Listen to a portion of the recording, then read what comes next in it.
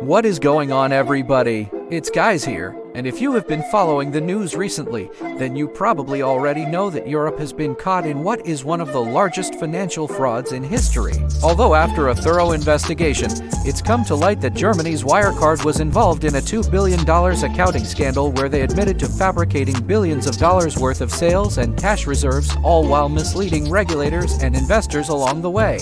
Well, with their CEO now arrested, several countries scrambling to recoup their losses, and an entire industry brought to its knees, this begs the question, how did this happen? Why were so many people willing to turn a blind eye to such obvious red flags? And could something similar happen again?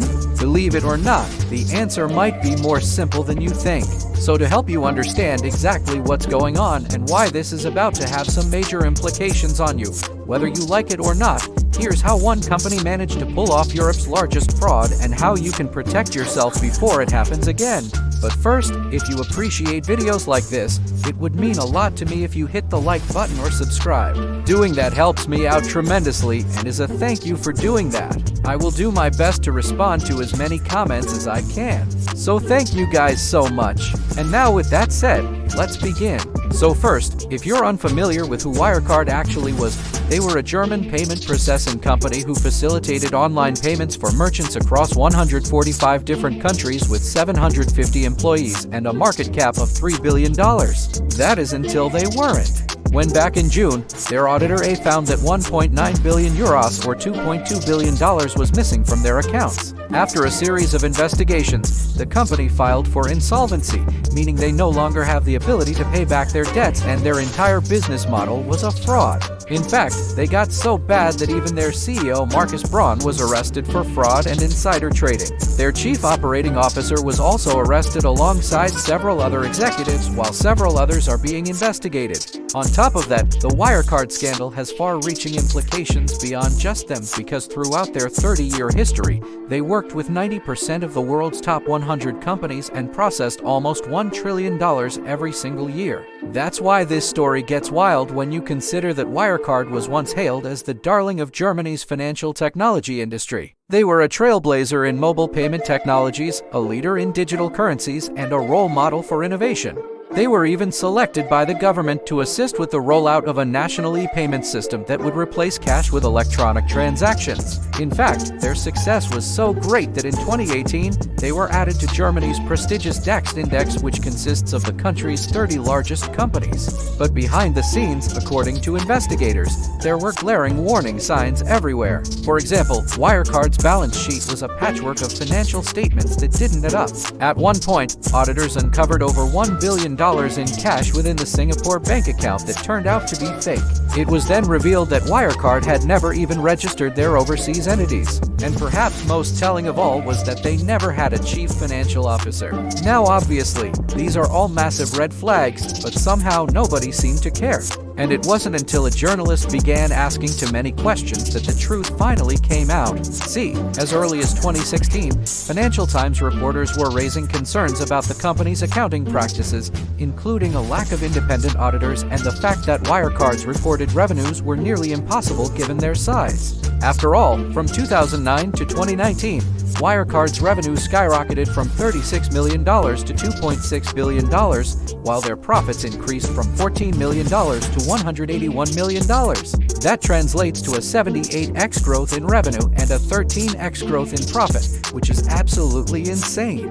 However, despite this tremendous growth, Wirecard had very little name recognition and only a small number of customers. But the wildest part was that Wirecard claimed that 94% of their business was conducted outside of Europe, which means that they were able to avoid regulations and oversight, at least until they weren't.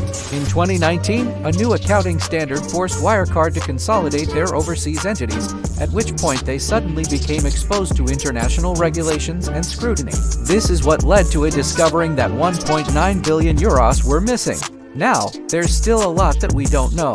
It's still unclear how the fraud went undetected for so long, and it's unclear who's going to end up paying for this. Although according to reports, Wirecard's biggest clients include Visa, MasterCard, JP Morgan, PayPal, and Amazon. And the timing of this couldn't be any worse because this comes at a time when businesses are already being financially crippled by a global pandemic. The immediate aftermath of this news caused Wirecard's stock price to fall 83% overnight, wiping out roughly 75% of the company's value. The fallout was so bad that the German government had to step in and reassure investors that the broader financial system was safe.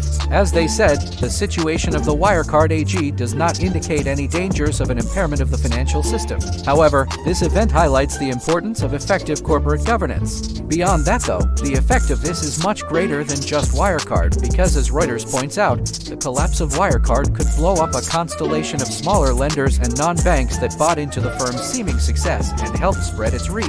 These include British lender ICL, Australian banking group ANZ, and Belgian financial services provider BNP Paribas. In fact, the list goes on with many other companies unknowingly invested into Wirecard. This includes BlackRock, who according to Business Insider, invested $175 million in the fraudulent company.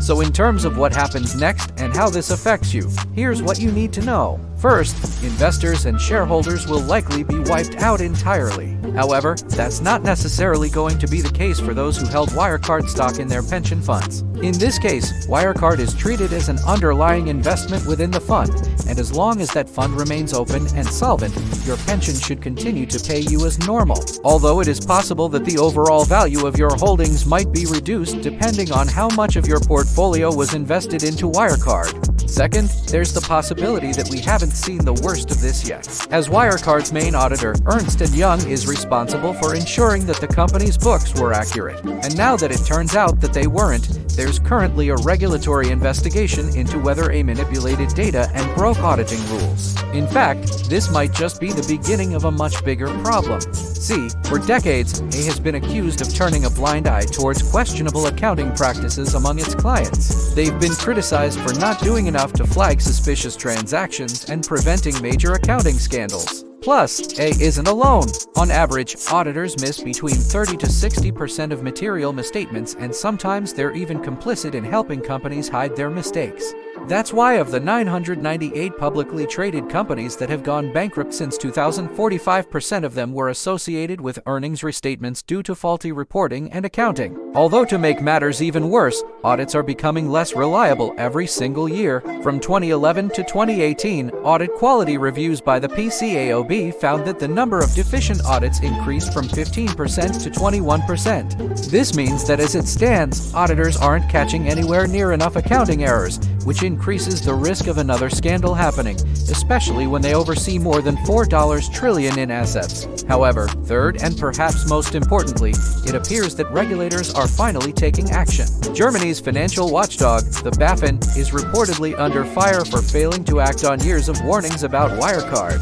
Although ironically, this is nothing new because they previously tried to improve their public image after they failed to identify risky trades at a failed lender called Solar.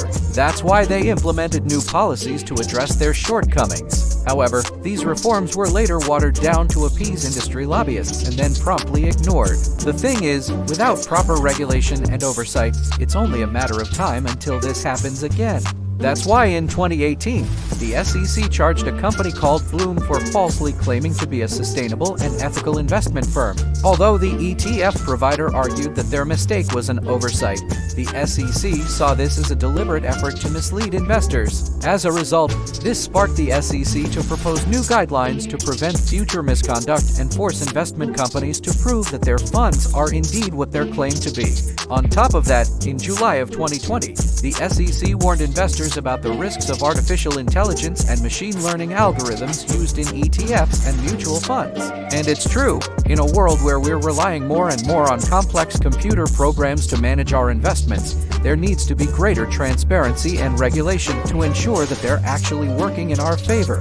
Because as it stands, when was the last time you thought about what your fund manager does on a day-to-day basis? Do you know what their strategy is? Are they properly managing your investments? Or are they more concerned with keeping fees low, generating returns, and making themselves look good? Unfortunately, without regulation, it's difficult to tell. Although in terms of how you could protect yourself from this and what you could do about it, Here's what I found most interesting. First, according to a Wirecard deceived them with forged documents, fabricated emails, false chart of accounts, and misleading presentations. Basically, their executives went to extreme lengths to cover up their actions, which means that if A was fooled, then it's likely that anyone could be.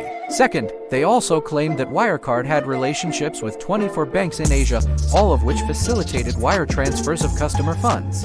However, they later discovered that none of these banks existed. Finally, third, Wirecard claimed that they had offices in Dubai, Singapore, and Manila. But they determined that none of these offices did any real business and virtually none of their staff ever set foot in an office. This leads me to believe that until there's greater regulation in place, we're likely to see a repeat of this eventually, even if it's difficult to say exactly where and when. So with that said, you are now officially smarter than the average investor. But more importantly, thank you so much for watching. As always, if you enjoyed the video, feel free to subscribe. Also, make sure to hit the like button and leave a comment down below.